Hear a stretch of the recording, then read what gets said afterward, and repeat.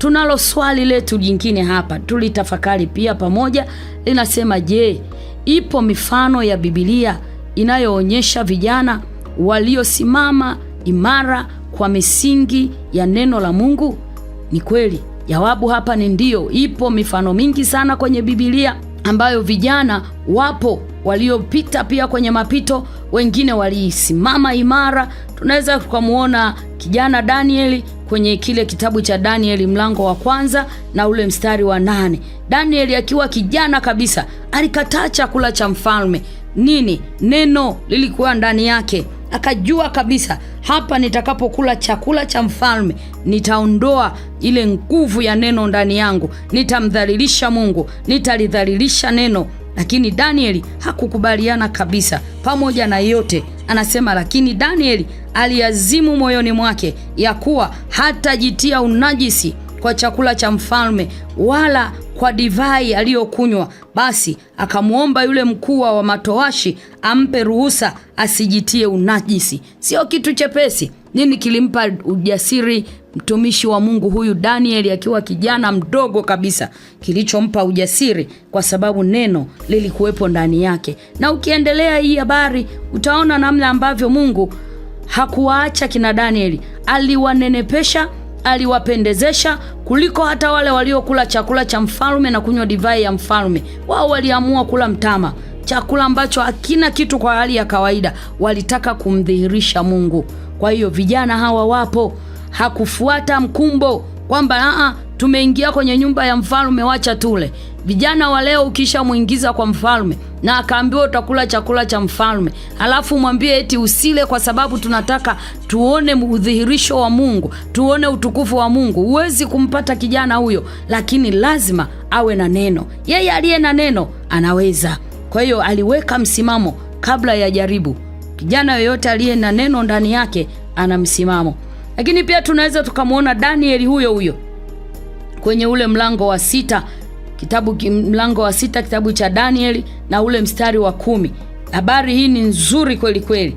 Danieli pia bado akiwa kijana lilitolewa tangazo au lililetwa tamko kwamba watu wote hakuna kuomba kwa amri ya mfalme, na ikapigwa muhuri. Lakini Danieli kwa sababu alikuwa na neno ndani, hakuwa na uoga, alikuwa na ujasiri. Aliendelea kuomba hata kama kuna katazo mbele yake. Aliendelea kuomba wala hakuacha, tena hakujificha. Kama ni kijana wa leo atajificha, maana anajua nitakufa. Lakini Danieli hakuwa muoga wa kifo, sababu alijua niliye naye ndani yangu, neno lililoko ndani yangu. Hata katazo lilipotokea, yeye aliendelea kuomba mara 3 mchana, tena kwa kufungua na madirisha kabisa. Na aliambiwa atakayefanya jambo hilo atatupwa katika tundu la simba. Yeye hakujali kwa sababu neno lilikuwepo ndani yake. Neno lilimjengea uaminifu, likampa ujasiri wa ajabu. Lakini pia hata alipokuwa hatarini hakuogopa. Vijana wa leo wakishatishwa kidogo, haumkuti tena, lazima atakubaliana tu. Na ndio maana tumekutana na vijana wengi leo wanatishwa, hata na wamama wanatishwa na wababa, ukinikataa nitakuua. Anakubaliana, kumbe angejua Mungu yuko upande wake neno linapokuwa ndani yake, wala singekubaliana na hayo mambo. Lakini pia kina Danieli hao na wenzake kina Mishaeli na wenyewe pia kwenye ile kitabu cha Danieli 3 utakutana na habari za Danieli, Meshaki na Abednego. Hata hapa pia vijana hawa hawakuyumba kwa sababu neno lilikuwa ndani yao, na walijua ukuu wa neno, na walijua nguvu ya neno ndani yao. Hawa vijana walikataa kuiabudu sanamu.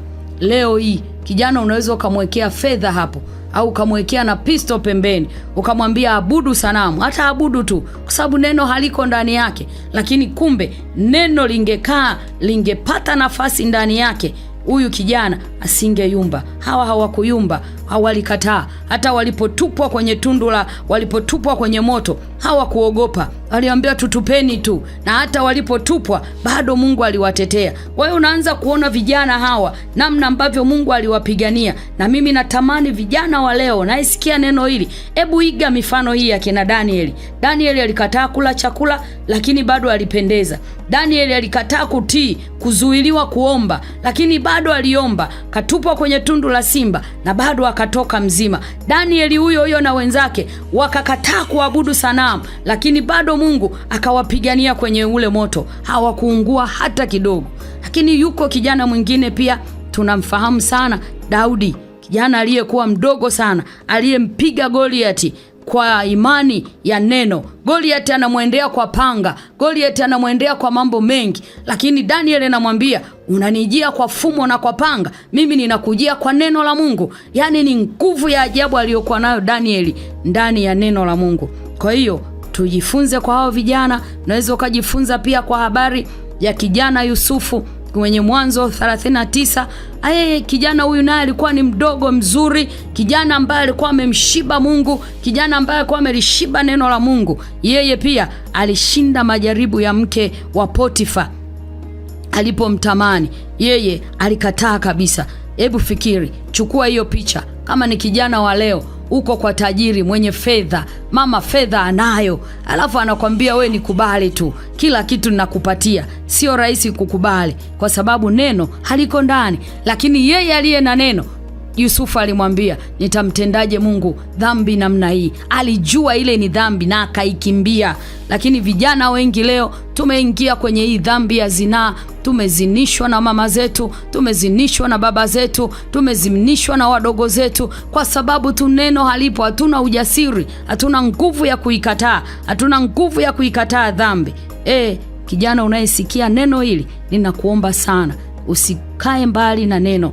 Kijana anayejua maandiko anakuwa na nguvu ya ajabu ndani yake kushinda majaribu.